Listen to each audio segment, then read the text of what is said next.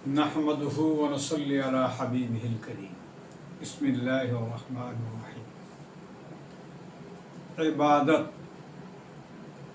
ইবাদতের ভিত হচ্ছে তিনটি। এক নম্বর হচ্ছে চক্ষুদ্বয়, দুই নম্বর হচ্ছে অন্তরকরণ তথা দিল, আর তিন নম্বর হচ্ছে জবান। তাহলে চক্ষুদ্বয়ের কাজটা কি? চক্ষুদ্বয়ের কাজ হলো সতর্ক করা, সাবধান করা। অন্তরকরণ তথা দিলের কাজটা কি? বিবেচনা করা এবং গভীর চিন্তা করা। আর এই জবানের কাজ হচ্ছে সততা, জিকির আজকার, তাসবিহ তাহলিল। এই তিনটি হচ্ছে ইসলামের ভিত। আল্লাহ রাব্বুল আলামিন জাল্লা শানুহু ওয়া আম্মানা ওয়ালাহু তিনি ইরশাদ করেন, উযকুরুল্লাহ যিকরান কাসীরা ওয়া সাব্বিহুহু বুকরাতাম ওয়া আসীলা।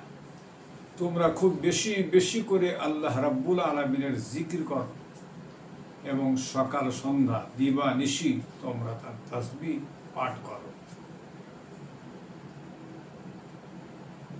একজন এক দিওয়ানাকে এমন একটা কাজ করতে দেখলেন যেটা তার বিবেকে আসলো না, মেনে নিতে পারল না, যার ফলে তিনি হযরত মারুফ করখি রহমতুল্লাহ তাআলা আলাইহির মুকদ্দাস দরবারে গিয়ে হাজির হলেন।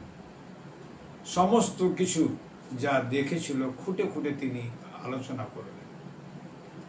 শোনার পর হযরতে মারুফ করখি রহমতুল্লাহ তাআলা আলাইহি জবাব দিচ্ছেন, বাবা, আশিক বিভিন্ন রকমের হয়। আশিক ছোট বড়ও হয়, আকলমন্দ হয়, মজজুব হয়, আশিক আবার দিওয়ানা হয়। তবে তোমার সঙ্গে যে আশিকের সাক্ষাৎ হয়েছে তিনি ছিলেন দিওয়ানা।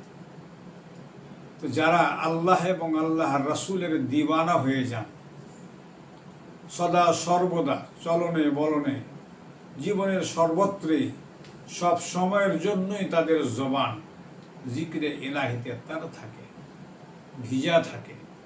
জিকরে এলাহি সবসময় করতেই তিনারা থাকেন।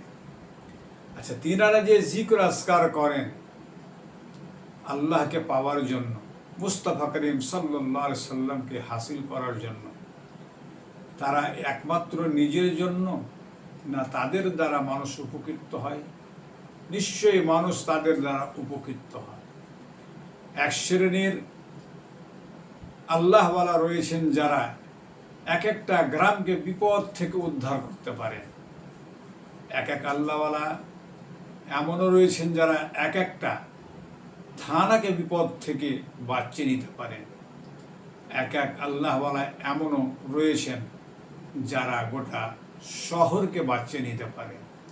এমনও রয়েছেন যে যারা গোটা হিন্দুস্তানকে বিপদ থেকে বাঁচিয়ে নিতে পারে। সেই সমস্ত আল্লাহওয়ালারা যাদের তত্ত্ব ভেদ জানা আমাদের জন্য অসুবিধাকর, যার ফলে একজন শায়ের বলেছেন যে উল্টে হি চাল চলতে हैं दीवान खाने इश्क आंखों को बंद करते हैं दीदार के लिए। বন্ধুগণ, হযরত জুনাইদ রহমতুল্লাহ তাআলা আলাইহি তিনি বলছেন যে হযরতে সিরদি সাকাতি রহমতুল্লাহ তাআলা আলাইহি অসুস্থ হয়ে গেলেন। যখন তিনি অসুস্থ হয়ে গেলেন, দিনের পরে দিন অসুস্থতা বাড়তেই থাকলো। ডাক্তারের কাছে নিয়ে যাওয়া হলো। ডাক্তার ট্রিটমেন্ট করলেন, করার পরে তিনি বলছেন কোনো অসুখ, কোনো রোগ নেই। তিনি তাদেরকে ফিরিয়ে দিলেন। দিনের পর দিন আবার যেন অসুস্থতা বেড়ে যাচ্ছে। আবার কয়েকদিন পর আর এক ডাক্তারের কাছে নিয়ে যাওয়া হলো। উনিও ট্রিটমেন্ট করলেন, চিন্তা ভাবনা করলেন, করার পরে বলছেন কোনো অসুখ খুঁজে পাচ্ছি না, নিয়ে যান। আবার কয়েকদিন পর তিনাকে ডাক্তারের কাছে নিয়ে যাওয়া হলো। তিনিও এই কথাই বললেন। শুনতে পেলেন যে একজন হাকিম হাদিক, সেই হাকিম হাদিক যে নানা রকম তত্ত্ব এবং শারীরিক ট্রিটমেন্টের দিক দিয়ে তিনি খুব হুঁশিয়ার ছিলেন। তিনারা নাম শোনার পর চিন্তা করলেন যে তিনার কাছে একবার আমরা যাব। যাবার আগেই কিন্তু একজন শিষ্যকে পাঠানো হলো। শিষ্য যখন যান তখন হযরতে সিদ্দিক সাকাতি রহমতুল্লাহ তাআলা আলাইহির প্রসাদ একটা বোতলে নিয়ে তিনি গিয়েছিলেন। যখন তিনি গেলেন, ঠিক আল্লাহ পাকের মেহেরবানি সঠিক জায়গায় তিনি পৌঁছে গেছেন। ঠিক রুগী দেখছেন, লাইন দিয়ে তিনিও কথাবার্তা বলবেন, লাইনে তিনিও লাগলেন। যেতে যখন কাছাকাছিতে গিয়েছেন তখনই সেই হাকিমে হাদিক খুব লক্ষ্য করে তার শিশিটার দিকে, তার বোতলটার দিকে তাকালেন।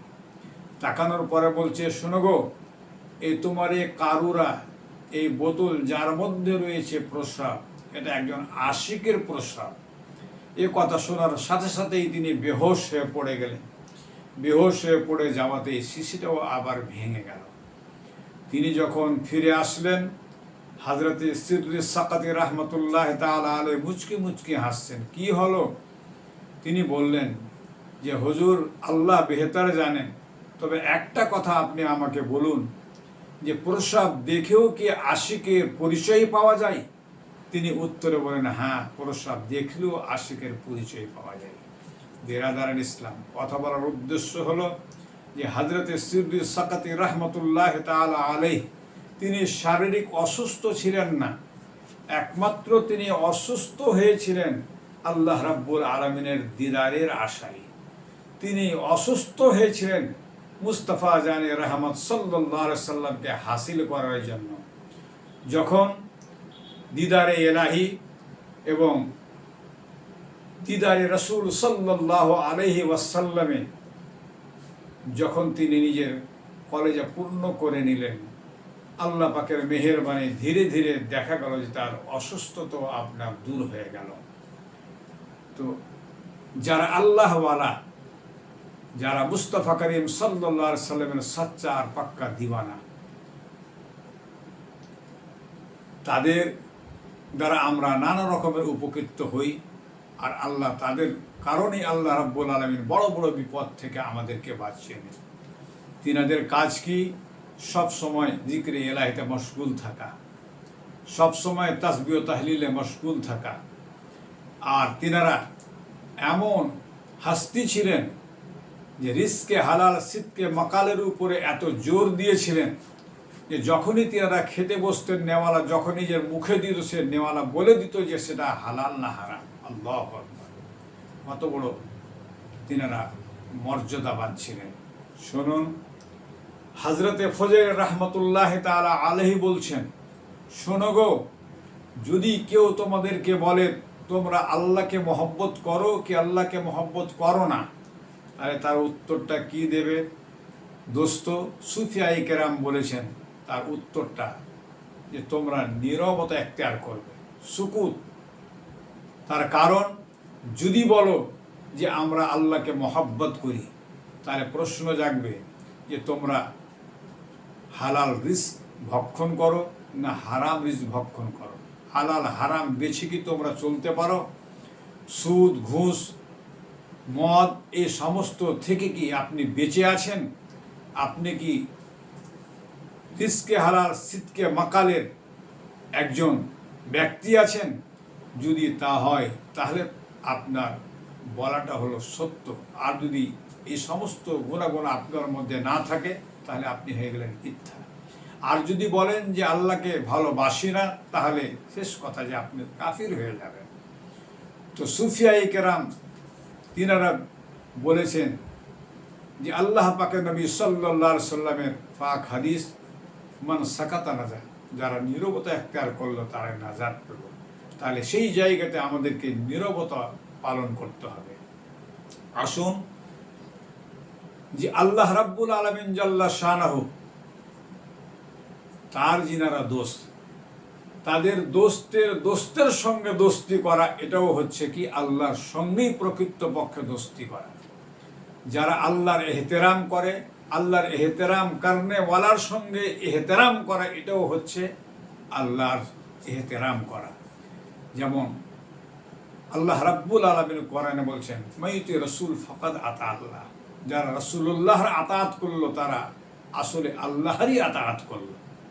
সুতরাং আল্লাহ রাব্বুল আলামিন জাল্লা শানহু যে আমাদেরকে মুস্তাফা করিম সাল্লাল্লাহু আলাইহি সাল্লামের আতাত করার হুকুম দিয়েছেন, আল্লাহু আকবার, সেটাকে যদি আমরা পঙ্খানুপুঙ্খরূপে আতাত করে চলি, ইনশাআল্লাহ আল্লাহ রাব্বুল আলামিন আমাদেরকেও সে দরজা দিবেন যে সমস্ত দরজা আল্লাহ পাকের ওলিরা পেয়েছেন। আমাদেরকেও আল্লাহ রাব্বুল আলামিন কবুল করে নেবেন। শুনুন, কেউ যদি বলে যে আমি আল্লাহর সঙ্গে মহব্বত করি, তাহলে তার প্রমাণটা কি করে বুঝবো যে আপনি আল্লাহকে মহব্বত করেন? তার প্রমাণ দিতে হবে আপনাকে যে আল্লাহর কোরআনের সঙ্গে মহব্বত করে। আল্লাহর কোরআনকে যে আপনি মহব্বত করেন, কি করে আমরা বুঝবো যে আপনি আল্লাহর কোরআনকে মহব্বত করেন? আপনাকে প্রমাণ দিতে হবে নবী মুহাম্মদ রাসূলুল্লাহ মহব্বত করে। নবীকে যে আপনি মহব্বত করেন তার প্রমাণটা কি? তার প্রমাণ হচ্ছে যে আপনি সুন্নাহর উপরে আমল করেন। আপনি যে সুন্নাহর উপরে আমল করেন এর প্রমাণটা কি? এর প্রমাণটা হচ্ছে যে আপনি দুনিয়াকে তুচ্ছ জ্ঞান করেন। আপনি যে দুনিয়াকে তুচ্ছ জ্ঞান করেন এর প্রমাণটা কি দিয়ে আমরা পাবো? যে আমরা আখিরাতকে স্মরণ করি।